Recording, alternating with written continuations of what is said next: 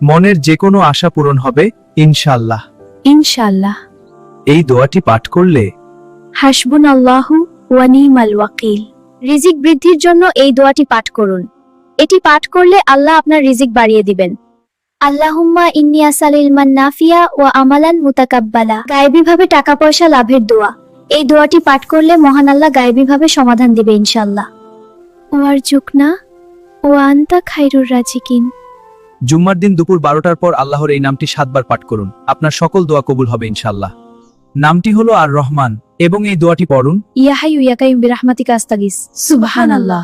আজান শুনে এই দোয়াটি পাঠ করলে জান্নাত আপনার জন্য ওয়াজিব হয়ে যাবে ইনশাআল্লাহ। আল্লাহুম্মা রাব্বা হাজিহিদ দাওয়াতিত তাম্মা। রিজিক বৃদ্ধির জন্য এই দোয়াটি পাঠ করুন।